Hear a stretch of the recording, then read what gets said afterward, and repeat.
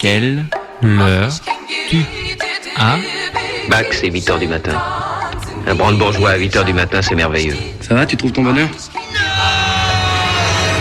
J'ai aucune raison d'être particulièrement gay. Il n'y a qu'à la télévision qu'on voit des gens éclater de rire à longueur de temps, là, comme des crétins. Souhaitez-moi bonne chance. Bonne chance. Comment peut-on calculer la valeur de pi, à votre avis, madame? Je pense que ça ne se calcule pas. De toute façon, je pense qu'il faut calculer le nombre de litres à la journée. C'est-à-dire qu'une vache est capable de donner 40 litres de lait si elle a 4 pis qui fonctionnent bien. Ou est-ce que, Sinon, la valeur de pi, ça se calcule pas. Je ne pense pas. Comment serait-il possible d'avoir la plus petite idée de ce qui va se passer? Je vous remercie d'être venu, il y a la lumière, c'est chauffé. Moteur de recherche. Il y a des docteurs dans la salle? L'émission scientifique où tu ne sais jamais ce que tu vas trouver. C'est une expérience à tenter.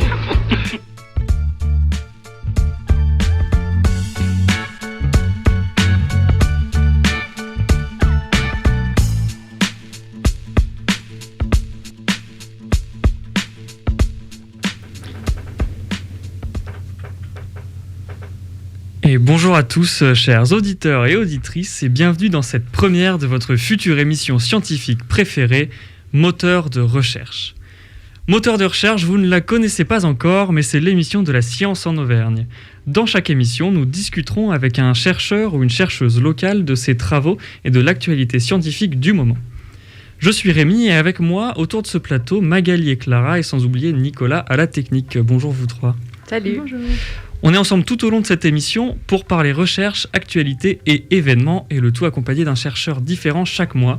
Et ce mois-ci, notre invité est Benjamin Lehenaf, post-doctorant au laboratoire Acté à Clermont-Ferrand. Bonjour Benjamin. Bonjour. Alors le laboratoire Acté, pour ceux qui ne connaissent pas, c'est le laboratoire Activité, Connaissance, Transmission, Éducation. Et comme vous l'avez sûrement tous compris à l'écoute du nom de ce laboratoire, tout au long de cette émission, nous allons parler de sciences cognitives et de psychologie, plus précisément de l'effet de groupe. Car tel est le titre de la thèse de Benjamin, comparaison entre groupe, anonymat et performance cognitive, expérimentation dans les environnements numériques et en coprésence. Au sommaire de cette émission, vous l'aurez donc compris, il y aura une interview de Benjamin, mais aussi une chronique sur les actualités scientifiques de 2020, suivie par les bons plans d'Astuce Science. Mais pour commencer cette émission, je vais laisser la parole à Magali pour une rubrique Science insolite. Jingle Radio Campus. Merci Rémi. Vous le savez sans doute, de nombreux chercheurs et chercheuses dans le monde travaillent avec des animaux. Par exemple en génétique, mais aussi en éthologie, la science du comportement, et dans plein d'autres disciplines. En général, on pense rapidement aux souris et aux rats, et à juste titre, car on les trouve dans beaucoup de laboratoires. Mais figurez-vous que certaines équipes travaillent aussi avec des poulpes. Eh oui. Alors ces animaux, désignés en français par les termes poulpe ou pieuvre, sont des mollusques de la classe des céphalopodes. Ils sont benthiques, c'est-à-dire qu'ils vivent au sol au fond de l'eau. Les espèces les plus petites font quelques centimètres et les plus grandes plusieurs mètres. Ils se distinguent par 8 tentacules pourvus de ventouses, un corps entièrement mou hormis un bec dur, une peau aux couleurs mouvantes, la capacité de projeter de l'encre et une intelligence remarquable. Les premiers travaux avec des poulpes ont été réalisés à la station zoologique de Naples dès le milieu du XXe siècle. Le scientifique Peter Dewes notamment s'intéressait au phénomène d'apprentissage et au concept de conditionnement opérant, c'est-à-dire le fait que les comportements s'apprennent par la récompense et la punition. Et donc, en 1959, il teste l'apprentissage des poulpes, activité pour laquelle ils sont jugés plutôt mauvais. Il travaille avec 3 poulpes, Albert, Bertram et Charles. Il essaye de leur apprendre à actionner un levier. Pour cela, les poulpes sont placés dans leur aquarium face à des leviers dont l'action allume une lampe au-dessus d'eux et fait tomber un bout de sardine. C'est la récompense. Les poulpes Albert et Bertram nageaient jusqu'au levier, l'actionnaient, prenaient le bout de sardine et ont ainsi appris à actionner le levier sans autre comportement particulier. Le poulpe Charles, lui, au contraire, n'actionnait pas le levier. Au lieu de ça, il poussait avec force dessus et il le cassa d'ailleurs au bout de 11 jours. Ou parfois, il s'agrippait à la lampe au-dessus pour la tirer dans l'aquarium. Et il passait aussi beaucoup de temps, la tête à la surface de l'eau, à tirer des jets d'eau sur tous les humains qui approchaient. À l'époque, on avait estimé que l'expérience avec Charles avait raté. Ceci était expliqué par le fait que l'action tirer un levier n'était pas naturelle pour les poulpes et que Charles était un individu un peu particulier, anormalement frénétique. Néanmoins, ces comportements ont été observés par la suite dans d'autres laboratoires. Par exemple, des poulpes quittent leur bassin pour en rejoindre d'autres pendant la nuit. Ou, étant des animaux qui n'apprécient pas les lumières vives, certains envoient des jets d'eau vers les ampoules au plafond pour créer un court-circuit et éteindre la lumière. À l'université d'Otago en Nouvelle-Zélande, ceci était tellement récurrent que garder les poulpes était devenu trop cher et ils ont été relâchés dans l'océan. Dans ce même laboratoire, un poulpe avait pris en grippe une membre de l'équipe et celle-ci recevait un jet de 2 litres d'eau dans le cou dès qu'elle avait le dos tourné. Le philosophe Stefan Lindquist explique que ces animaux ont, à la différence des poissons, conscience de leur captivité, d'être dans un endroit spécial, et qu'ils ont alors tendance à faire des bêtises. Dans son laboratoire, les poulpes plaçaient délibérément leurs tentacules dans le tuyau de sortie d'eau de l'aquarium pour faire monter le niveau d'eau, ce qui entraînait une inondation dans le bâtiment. Enfin, Jean Ball à l'université de Millersville en Pennsylvanie, connue pour la qualité de ses recherches sur les céphalopodes, raconte elle comment, un jour, un poulpe à qui elle avait donné son habituelle ration de calamars décongelés a pris ce bout de nourriture, a traversé l'aquarium vers le tuyau de sortie d'eau en la fixant dans les yeux et s'est débarrassé du morceau dans les canalisations. Les poulpes sont-ils alors si mauvais aux tests d'apprentissage ? Face à ces témoignages, le philosophe Peter Godfrey Smith propose une autre explication dans son livre « Autres intellects, les poulpes et l'évolution de la vie intelligente » publié en 2017. Selon lui, les poulpes n'ont déjà aucun problème avec les actions dites non naturelles. Ils sont visiblement parfaitement à l'aise dans un laboratoire qui est un environnement tout à fait non naturel pour eux. Mais surtout, il explique que l'expérience avec Albert, Bertram et Charles supposait qu'actionner le levier était intéressant pour les poulpes. Or, il apparaît que tirer répétitivement sur un levier pour obtenir un morceau de nourriture médiocre a tendance à ennuyer ces animaux. Pour certains individus au moins, attraper la lampe du plafond pour la tirer au fond de l'aquarium, ça c'est plus intéressant. Tout comme asperger les chercheurs. Et merci Magali pour ces infos qui ne manqueront pas de faire couler de l'encre. Benjamin, vous avez déjà songé à travailler avec des poulpes ? Non, mais ce serait intéressant. Après, certains étudiants sont pas si loin que ça, mais... Sans transition, on va passer maintenant à cette interview tant attendue donc de toi, Benjamin, réalisée par Clara. Tout démontre que les Français l'ont décidé. L'avenir de la France passe par des changements profonds, une société plus fraternelle, des citoyens plus libres. Radio Campus 93.3. Merci Rémi. Bonjour Benjamin, vous êtes donc chercheur en psychologie et en sciences de l'éducation. Vous vous intéressez en particulier aux dynamiques de groupe et à leur effet sur nos performances cognitives et notre créativité. Mais avant de parler de ça plus en détail, j'aimerais consacrer cette première partie de l'interview à votre parcours. Vous avez passé un bac littéraire en 2007. Qu'est-ce que vous avez fait après le lycée ? Directement après le lycée, en fait, je suis allé à l'université, donc université Rennes 2 en Bretagne, directement en psychologie, licence de psychologie pendant 3 ans, puis master et doctorat directement après. Quand vous êtes arrivé à l'université, vous étiez quel genre d'élève ? Pas un élève modèle. Au lycée lui-même, je reposais beaucoup sur mes acquis, donc je vivais tranquillement, on va dire, sans trop travailler. À la fac elle-même, c'était plus chaotique, on va dire. J'ai dû bien sécher un tiers des cours, dormi pendant un autre tiers, pour différentes raisons, un cours non intéressant ou parce que je travaillais la nuit ou ce genre de choses. Bon, il y a plein de facteurs bien sûr, mais j'étais pas l'élève modèle. Ça vous a pas empêché de vous lancer dans la recherche et du coup je me demandais d'où ça vous est venu cet intérêt pour les sciences cognitives. Je crois savoir que c'est beaucoup grâce à vos professeurs. Oui, en fait que je dise pas de bêtises, en 2e année de licence, j'ai eu l'occasion d'échanger en off avec un de mes enseignants, qui plus tard est devenu mon co-directeur de thèse, Olivier Lebouec.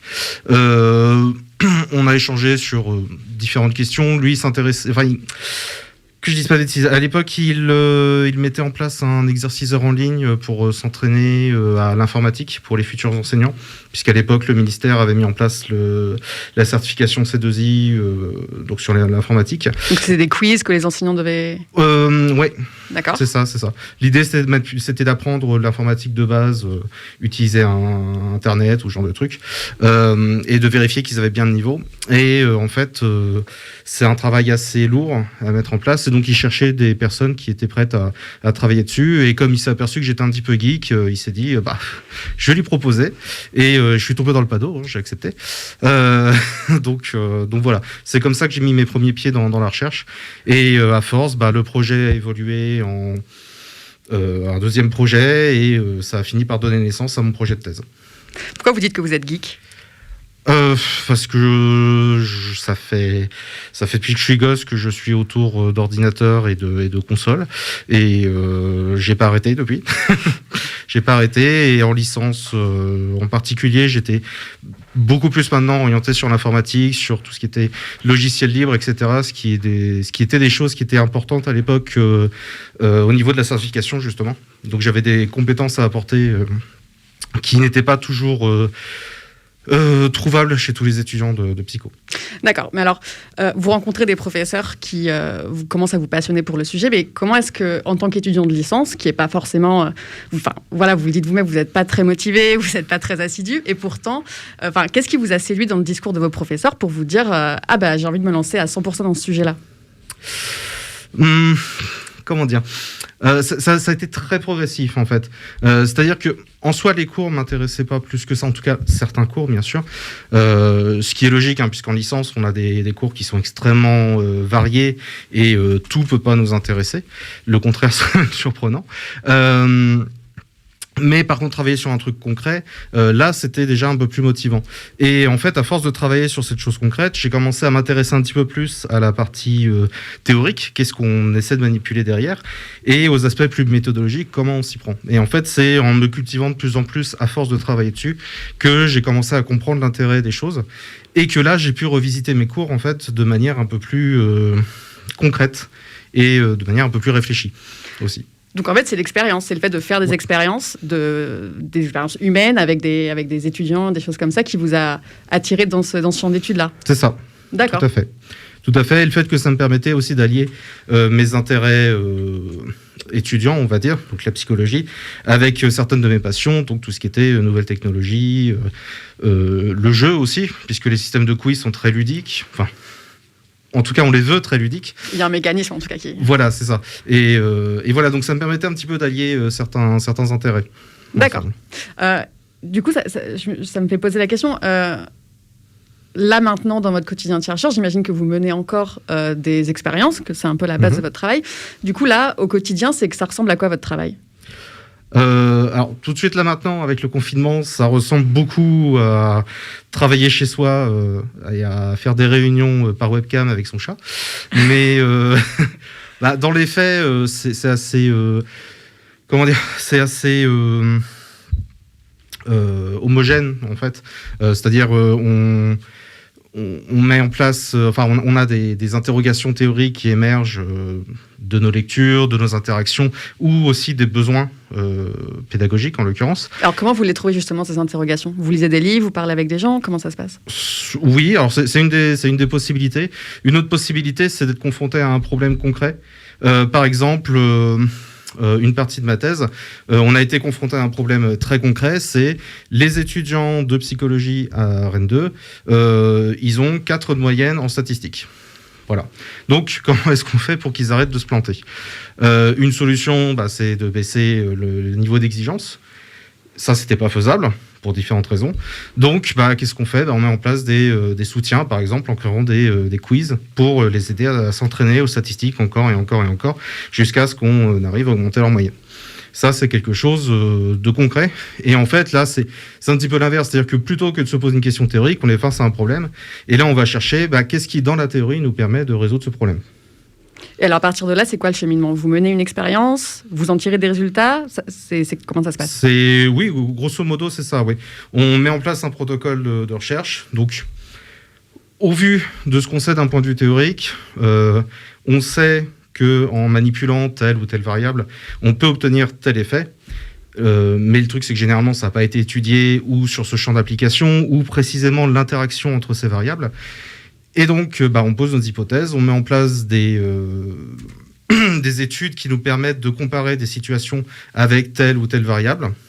C'est-à-dire, par exemple, un exemple de variable. Alors, un exemple concret... peut-être avec les étudiants de Rennes 2 pour continuer sur la... Oui, pour rester sur eux... Alors, on sait que dans certaines théories, que le fait d'être en équipe et le fait d'être anonyme dans une équipe, ça va nous amener à être plus motivés à travailler. Sachant qu'un des problèmes face aux statistiques, c'est que comme le niveau des difficultés leur paraît fort, ils abandonnent très vite. Donc, comment les faire perdurer dans la tâche ? L'idée, c'était de les mettre en équipe, parfois anonyme, parfois non. Donc ça, c'est une variable. Ils voilà. sont parfois anonymes, parfois pas anonymes. Exactement, le variable anonymat.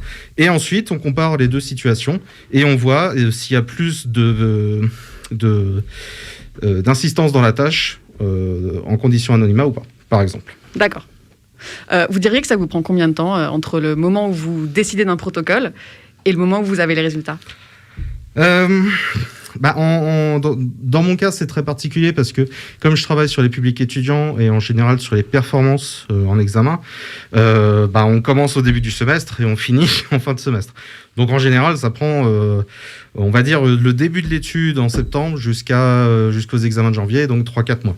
Après, la réflexion sur le protocole, en général, on va le faire bien en amont, généralement 3 à 4 mois avant de lancer l'étude, voire plus s'il faut construire du matériel. Par exemple, les quiz en statistique.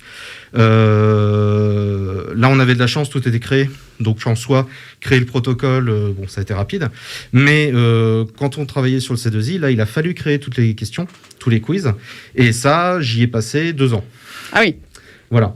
Donc, c'est pas, ça va être très variable, en fait, en fonction de ce qu'on va manipuler, de ce dont on va avoir besoin de créer. Vous travaillez en équipe ou vous êtes plutôt seul sur ce genre de tâches ? C'est aussi très variable. Ça va vraiment beaucoup dépendre de la disponibilité des autres, des financements qu'on a. Parce que si on n'a pas de financement, c'est sûr, on est tout seul. Si on a des financements, par exemple pour ma thèse, on avait pu obtenir un financement européen pour mettre en place la plateforme. Donc on avait un informaticien avec lequel travailler. Mais globalement, c'est assez autonome, on va dire. Voire solitaire. Et vos sujets, les étudiants, ils participent volontiers, ils sont un peu récalcitrants. C'est marrant de travailler avec un matériau humain comme ça. Là aussi, c'est variable. C'est un peu comme les poulpes. Des fois, ils sont pas très... Alors, ils nous jettent pas d'eau, c'est déjà ça. Bon, des fois, ils nous jettent pire. En fait, là aussi, c'est très variable en fonction des circonstances. Par exemple, pour les statistiques, on avait intégré ça dans le cursus. Donc, en fait, tous les étudiants y passaient, ils n'avaient pas le choix. Enfin, ils n'avaient pas le choix. À part sécher les cours, ils n'avaient pas le choix. Après, on a mis d'autres protocoles qui étaient sur la base de volontariat. Et là, c'est vraiment... ça peut aller on n'arrive pas du tout à recruter à on a trop de participants. Ça dépend du sujet, ça dépend de comment on présente le sujet. Si on le présente de manière un peu sexy, un peu drôle, forcément, on va faire venir plus de gens. Ça dépend aussi de si on a des moyens pour offrir des cadeaux après. C'est un truc assez basique, mais dans certaines études, on offre une carte cadeau Fnac de 10 balles ou quelque chose comme ça. J'avais un collègue, lui, il offrait des pommes, ça marchait beaucoup moins bien. On faisait pas ça à Rennes 2, mais je sais que d'autres universités mettent des points en fait à la note en fonction du nombre d'études qu'on a fait, jusqu'à 2 points, je crois, rajoutés si on fait beaucoup d'études. Donc on trouve les motivations qu'on peut, mais si c'est sur une base de volontariat pur, sans récompense, c'est compliqué en général. Et si vous n'avez pas assez d'échantillons, comment ça se passe ? Ça va dépendre là aussi de beaucoup de paramètres. Est-ce que vous faites l'étude quand même ou est-ce que l'étude est forcément un petit peu faussée ? C'est une question compliquée pour le coup. En fait, de base, on a des prérequis statistiques qui, normalement, nous obligent à avoir un minimum de participants. Mais en fonction de la rigueur des tests qu'on va utiliser, en fonction de la rigueur des revues qu'on va viser aussi, on a une certaine souplesse, disons. L'idéal, c'est d'avoir le minimum de sujets qu'il nous faut, bien sûr. Si on a moins, ça va dépendre de la marge qui va nous manquer, quoi. S'il nous manque... s'il nous manque 80% de sujets, enfin de participants, on va refaire une étude l'année prochaine en fait pour compléter l'échantillon. S'il nous manque 5%, peut-être qu'on peut faire des tests un peu moins rigoureux, mais qui nous permettront quand même de tester notre hypothèse. Ok. C'est variable. Ma dernière question par rapport à ça, c'était, vous parlez de publication, vous publiez combien de fois par an? À chaque fois que vous finissez une étude, est-ce qu'il y a un nombre de publications? Là aussi, c'est vraiment... Alors, à titre personnel, là, ça fait 2 ans que j'ai pas publié, par exemple, parce que j'ai pas eu l'occasion de mettre en place d'études, en fait. Quand on arrive à mettre en place des études, si on a de la chance, en tout cas en tant que jeune chercheur, on a peut-être 1-2 publiés par an, au mieux, on va dire. Mais à chaque fois, à l'occasion d'une expérience, en fait. Oui, dans tous les cas, d'une étude, voire de plusieurs études. Aujourd'hui, la norme... en tout cas dans mon champ disciplinaire, c'est d'essayer de viser 2 ou 3 études par publication pour être certain que les effets qu'on montre sont des effets robustes et pas juste un truc qui s'est produit une fois parce qu'on a eu du bol. D'accord, ça marche. On vous a demandé une liste de chansons que vous aimeriez écouter pour l'émission d'aujourd'hui. Et parmi votre sélection, on va diffuser celle qu'on a choisie et on se retrouve tout de suite après.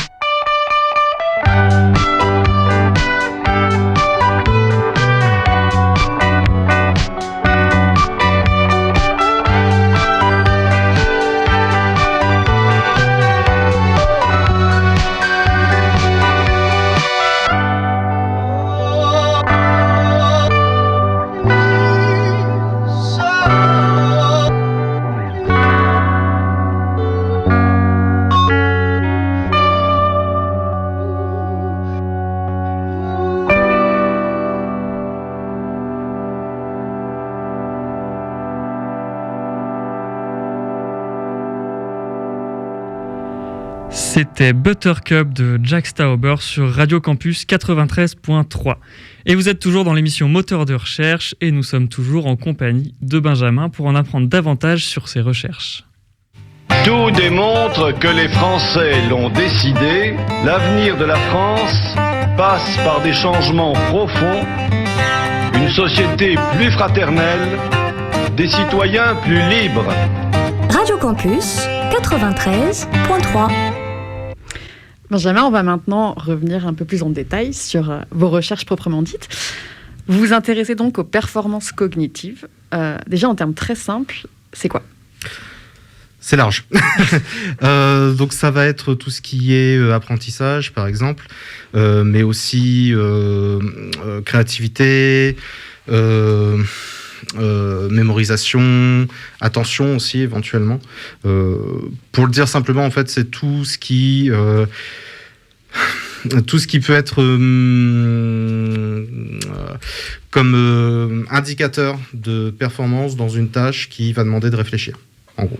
Donc les idées, le fait de se souvenir d'un cours, le fait d'être capable de faire une analyse de texte, etc. D'accord. Vous avez écrit votre thèse sur l'effet du groupe et de l'anonymat sur les performances cognitives. Dit comme ça a l'air assez technique, mais qu'est-ce que vous avez cherché à comprendre ? Alors, pour essayer de pas en parler pendant une heure, je pourrais. En gros, l'idée, c'est que tous, on est dans des réseaux sociaux, au sens virtuel ou au sens réel du terme. Donc, on est dans des groupes. L'idée étant que, ici, le terme groupe est utilisé au sens très large. Ça peut être un petit groupe du style nous dans une pièce, mais ça peut aussi être un groupe plus large comme une classe ou un amphithéâtre, promotion. Ça peut être un groupe type national, on est français, etc. Donc ici, on était sur des groupes de travail plus restreints, bien sûr. Et en fait, quand on regarde la théorie, on s'aperçoit très vite que le fait d'être dans un groupe, ça va influencer énormément de choses au niveau comportemental et cognitif chez les gens. Ça va jouer sur notre motivation, ça va jouer sur l'activation ou non de certains de nos stéréotypes, ce qui, à son tour, va aussi affecter, par exemple, nos performances. Un truc tout bête, c'est l'activation, c'est de répartir, par exemple, en groupe de sexe, les garçons et les filles, dans une classe, et de les mettre sur une tâche de mathématiques. Si on regarde la littérature, quand on fait ça, le fait qu'on souligne le genre garçons et filles, et le fait que ça soit lié au stéréotype que les filles sont nulles en maths, ça va faire chuter leur performance. Alors que quand on prend toutes choses étant égales par ailleurs, il n'y a pas d'écart. Un niveau individuel, chaque fille a un niveau, d'accord. Donc c'est un stéréotype qui empiriquement n'existe pas, mais qui, quand on met en place les bonnes situations sociales, va fonctionner. Donc ça c'est une chose, et l'autre chose étant que dans la littérature, on a aussi pu voir, dans la littérature scientifique bien sûr, on a aussi pu voir que le fait d'être anonyme au sein d'un groupe, ça va avoir deux effets contraires, où on s'identifie déjà à notre groupe, donc on se sent vraiment membre de ce groupe, et dans ce cas-là, ça va augmenter notre identification au groupe, on va faire encore plus d'efforts pour le groupe, on va beaucoup plus travailler, on va beaucoup plus se sacrifier pour le groupe. Et à l'inverse, si on n'a pas beaucoup d'identification au groupe, on va en profiter pour moins s'auto-censurer, pour être plus critique vis-à-vis du groupe et pour renforcer en fait nos valeurs à nous. Et ce qui nous profite, nous, personnellement. Donc là, l'idée, c'était de jouer sur ces variables-là pour amener les étudiants à plus travailler pour leur groupe, ce qui, indirectement, devrait augmenter leur propre performance, puisque l'essentiel, c'est qu'ils travaillent. Et s'ils travaillent, peu importe que ce soit pour eux ou pour les autres, ça devrait améliorer leur propre apprentissage. Parce que l'idée, c'est que quand on se sent partie d'un groupe, on veut dépasser l'autre groupe, en fait, c'est ça ? Entre autres, oui, tout à fait. On veut améliorer le statut de notre groupe. Donc, si on est dans une situation performative, effectivement, c'est faire mieux que l'autre groupe.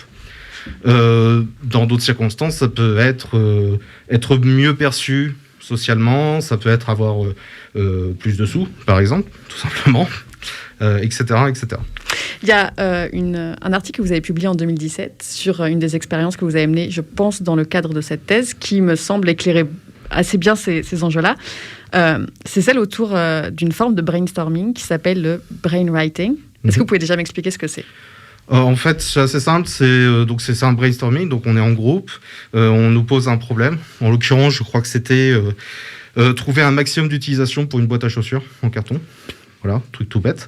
Et donc, c'est de produire le maximum d'idées. La différence, c'est que le brainwriting, on est sur une tâche écrite. Donc, on écrit nos idées sur un papier, en l'occurrence, et ensuite, on le met au centre de la table, ce qui permet à tout le monde d'avoir en permanence les idées des autres sous les yeux.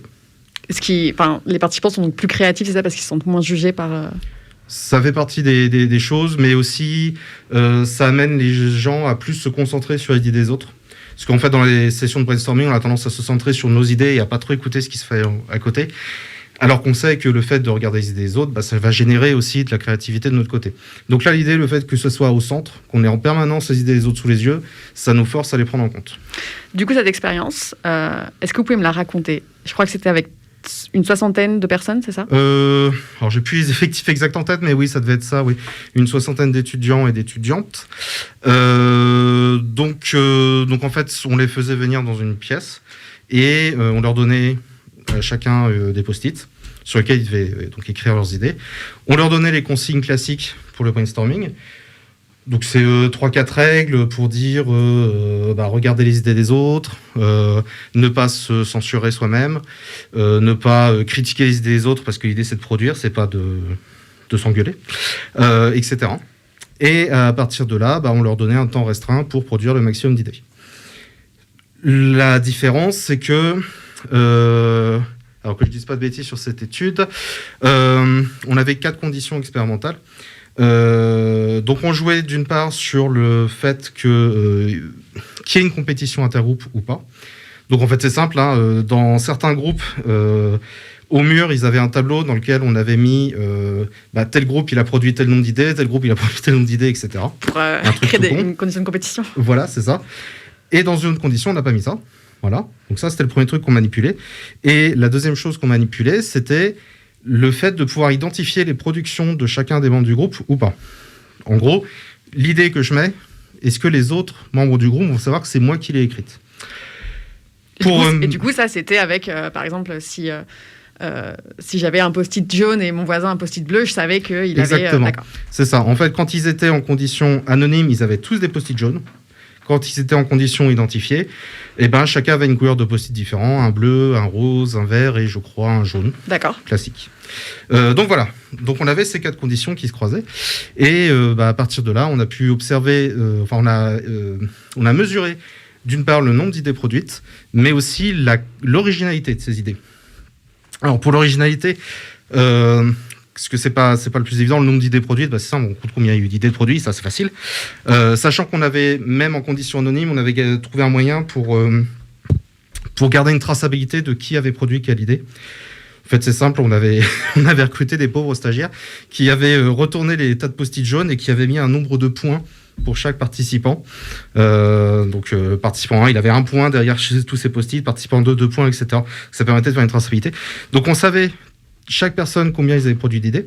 Et au niveau de l'originalité des idées, alors pour le coup c'est une tâche assez classique dans la littérature de créativité, donc on a déjà des échelles un petit peu pour dire cette idée elle est créative ou pas. Mais nous ce qu'on avait préféré faire c'était d'utiliser la méthode des juges.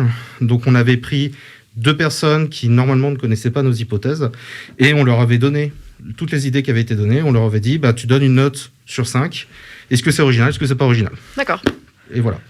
Et en fait, on fait ça avec 2 juges pour voir si ça se recoupe. Ok. Et ça nous fait un score de créativité. Et alors, au niveau des résultats, qu'est-ce que vous avez observé ? Alors, au niveau des résultats, on a observé des choses attendues et des choses inattendues. Notre hypothèse, c'était quand ils sont en situation donc, de comparaison entre groupes et d'anonymat, ils vont être plus motivés, donc ils vont produire plus d'idées. Ça, on l'a obtenu. Effectivement, anonymat et plus compétition intergroupe, ils créent plus d'idées, significativement. Voilà, ils sont plus productifs. Mais, en termes d'originalité des idées, là, ils étaient dans la norme. Ce qu'on a observé, par contre, c'est que les gens qui étaient, alors là encore une fois que je dis pas de bêtises, qui étaient anonymes sans comparaison entre groupes, là, étaient plus originaux que les autres. Donc, en gros, le fait de s'identifier à son équipe fortement, ça nous permet d'être plus productif, mais pas d'être plus créatif. Et à l'inverse, être anonyme dans un groupe dans lequel on ne s'identifie pas, ça nous amène à être plus créatif. Alors le pourquoi, pour le premier cas, ça rejoint ce que je disais tout à l'heure, ça augmente juste la motivation, donc ils sont plus motivés à créer. Donc ils en font beaucoup. Exactement. Mais par contre, comme on ne veut pas trop s'éloigner du groupe, ça réduit ce qu'on appelle la pensée divergente, a priori en tout cas, donc le fait de penser hors des clous. Alors que quand je suis anonyme dans un groupe dans lequel je ne m'identifie pas, là, ce que ça va faire surtout, c'est que je vais moins m'auto-censurer. Donc, ils se sentaient plus libres, en tout cas a priori, de mettre des idées qui pouvaient paraître un peu plus idiotes ou un peu moins éthiques aussi, ce genre de choses.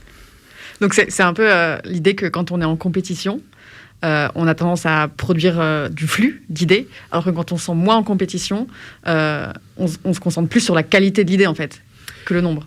C'est pas exactement, c'est pas vraiment forcément une idée de compétition, plus une idée de je veux faire partie du groupe. Voilà, c'est ça. D'accord. Alors que quand on veut pas faire partie du groupe, c'est pas tant qu'on va se concentrer sur la créativité, parce que c'est pas vraiment conscient ce genre de choses. C'est plus vraiment une histoire de je vais moins être jugé par les autres, donc je peux me lâcher. Je me sens sur moi. Ouais. D'accord. Quand vous passez du temps avec des amis ou votre famille, quand vous êtes dans un groupe, est-ce que vous vous retrouvez maintenant, des formations professionnelles ou pas, à analyser leur comportement parfois ? Moins maintenant qu'en licence. En licence, quand on apprenait vraiment les outils, etc. Systématiquement. Maintenant, moins. Mais oui, c'est toutes les dynamiques de groupe, les dynamiques sociales de ce type-là, vu que c'est ma spécialité, oui, c'est les choses que je fais en permanence. Vous avez un exemple un peu bref que vous auriez observé ? Que je réfléchisse.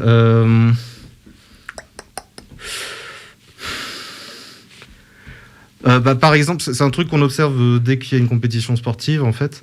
Le fait que des gens qui, d'habitude, sont pas du tout nationalistes ou pas du tout régionalistes, dès que, par contre, on est dans une compétition de foot, là, ils vont être à fond, ils vont vouloir envoyer les Marseillais dans le port, etc.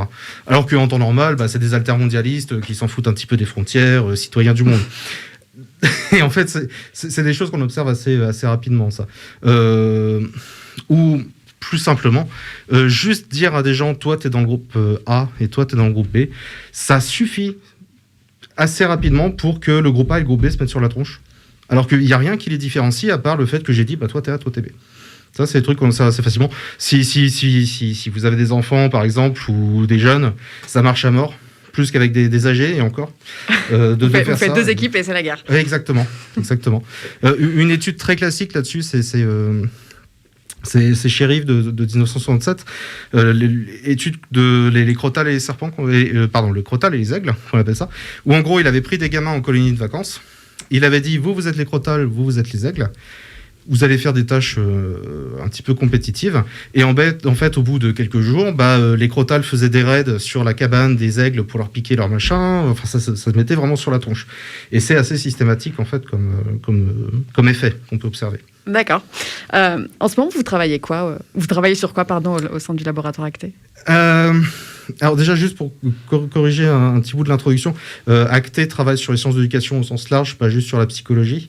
Ça, c'est ma branche à moi, mais les sciences de l'éducation sont très larges. On voit de l'économie, de la sociologie, de l'anthropologie, c'est vraiment extrêmement large. Voilà, c'est juste pour pas froisser les collègues d'Acté qui vont croire que je les vampirise, pas du tout. Et donc, en fait, actuellement, moi, mon travail, le projet sur lequel je suis, consiste à... en gros, en ce moment, on a un gros développement du numérique dans l'enseignement à l'université. En particulier, cette année, pour des raisons sanitaires, sur lesquelles on ne va pas revenir, on est à mort sur le numérique et l'enseignement à distance.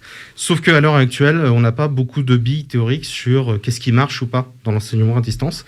Et donc moi, mon objectif, c'est de trouver et de prouver, surtout, des modes d'enseignement, des modes d'utilisation du numérique qui vont améliorer les apprentissages des étudiants en contexte distal. Ok, super, on en reparlera peut-être à une autre occasion. Merci beaucoup. Et merci beaucoup, Benjamin, pour ces précisions apportées à ton travail. On va laisser nos auditeurs digérer tout ça, le temps pour nous d'écouter un deuxième morceau et on revient juste après.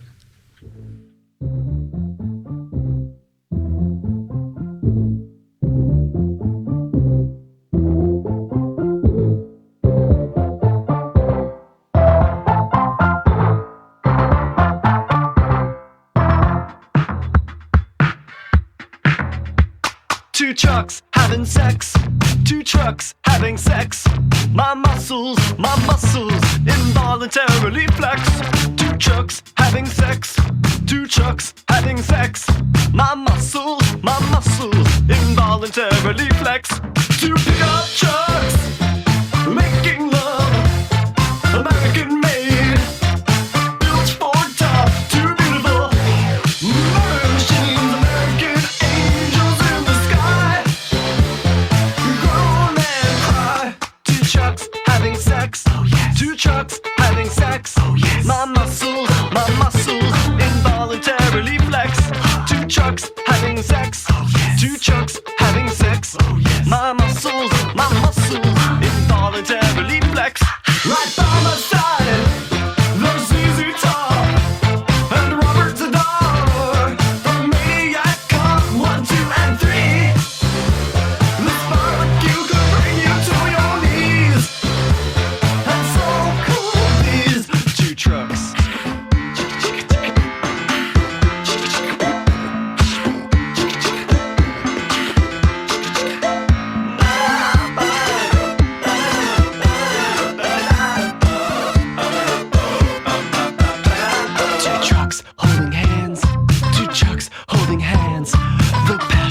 The passion is more than I can withstand. Two trucks holding hands. Two trucks holding hands. The passion, my big fat heart expands. Two big up trucks, one cylinder block. Crush my body like a rock, so beautiful. No stars tonight, just fireworks and eagles in the sky. The founding fathers cry. Two trucks having sex. Oh yes. Two trucks having sex. Oh yes. My muscles, involuntarily flex. Two trucks having sex. Oh yes. Two trucks having sex. Oh yes. My muscles, involuntarily flex.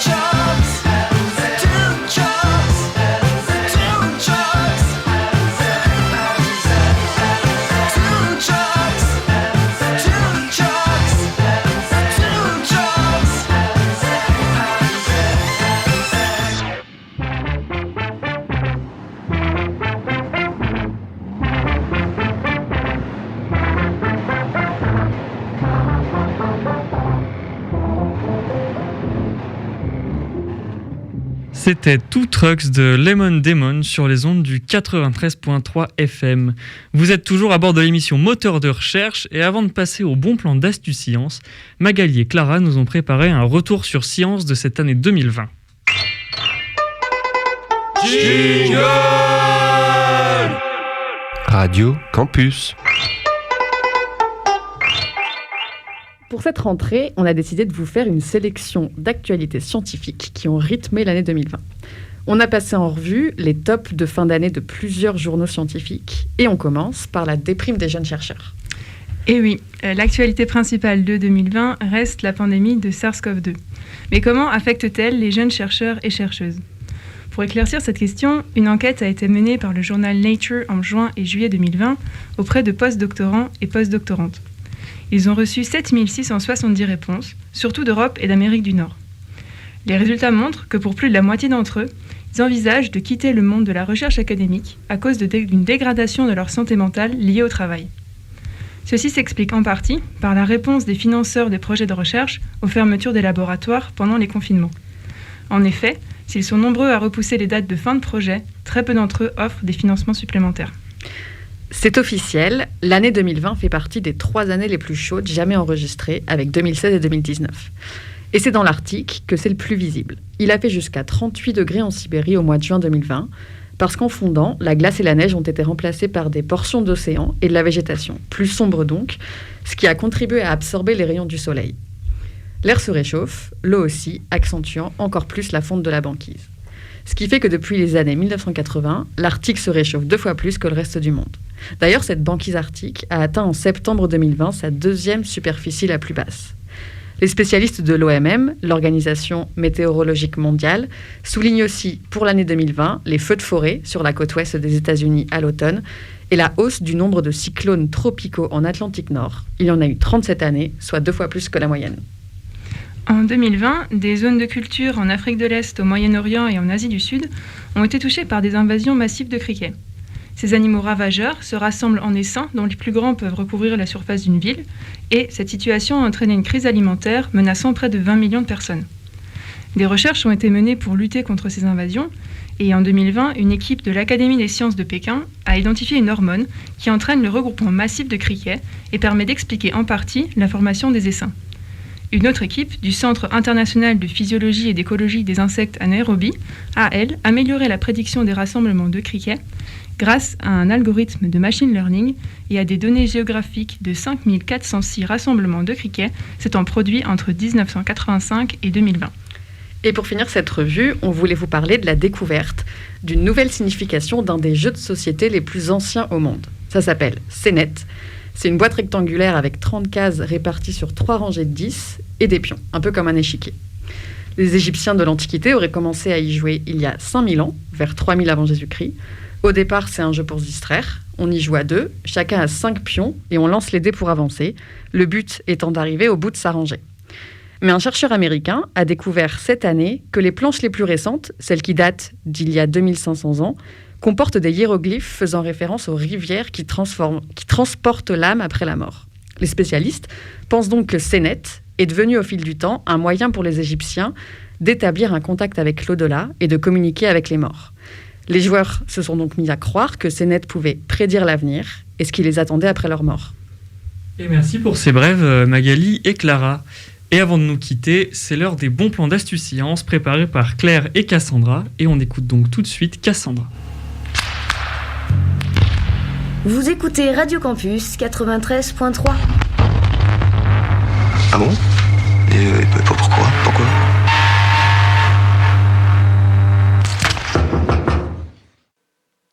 La nouvelle année est là et avec elle une programmation culturelle et scientifique inédite.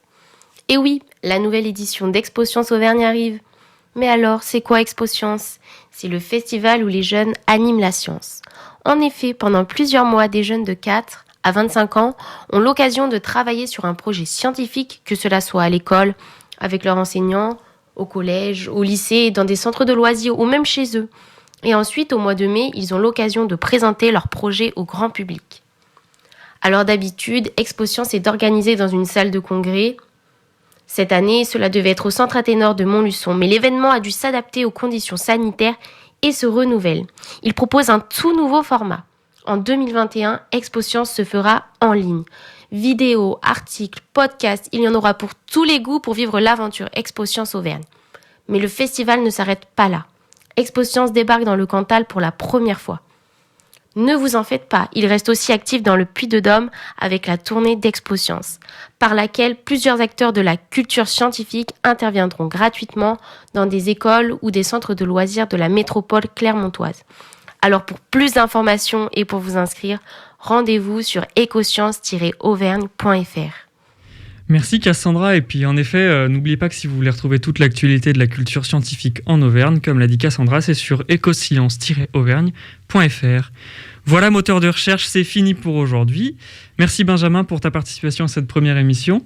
Merci à vous. Merci aussi à Claire et Cassandra pour nos bons plans d'Astuce Science, ainsi que Magali et Clara pour ces chroniques et interviews. Et pour finir, merci à Nicolas à la technique pour cette première. Nous, on se donne rendez-vous le mois prochain pour un nouveau moteur de recherche. En attendant, continuez d'éveiller votre curiosité.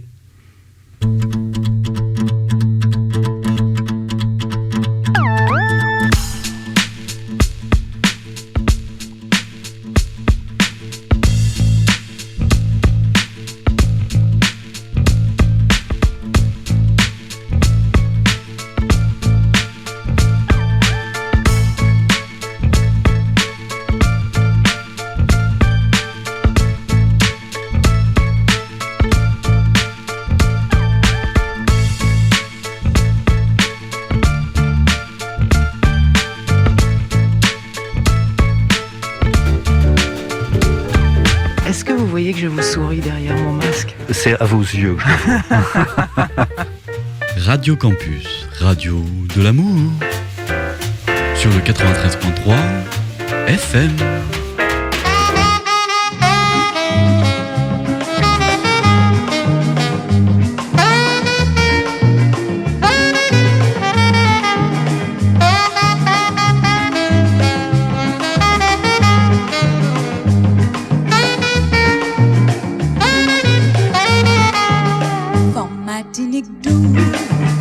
Yo belle, yo jolie, yo toute chaude, yo toute caressante. Bon matinique tout, aïe aïe aïe, yo belle, yo jolie, yo toute chaude, yo toute agaçante. Sans qu'à dire ça, sans qu'à dire ça, Matinique, c'est plus belle pays. Sans qu'à dire ça. Sans pas dire ça, Martinique, c'est plus belle pays. Quand dans la rue, à gâter yo passé, deux yeux yo, qu'à chanter l'amour. Quand dans la rue, gâter yo passé, deux yeux yo, qu'à l'élever. Sans pas dire ça. Sans pas dire ça, Martinique, c'est plus belle pays. Sans pas dire ça, sans pas dire ça, Martinique, c'est plus belle pays.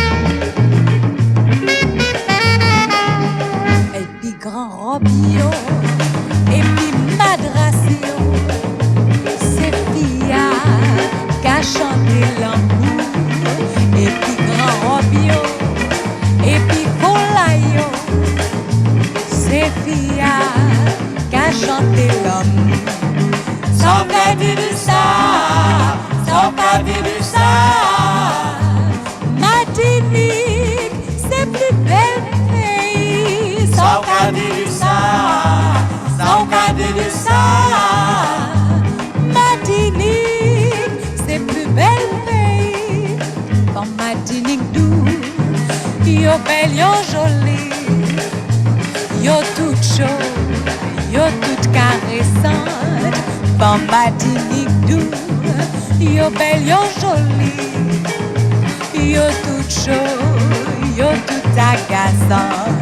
Sans pas dire ça, sans pas dire ça, Martinique, c'est plus belle pays. Sans pas dire ça. Sans pas dire ça, Martinique, c'est plus belle pays.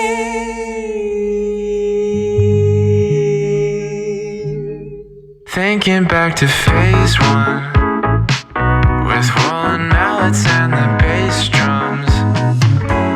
Early hours in the drive-thru, playing early diving night show.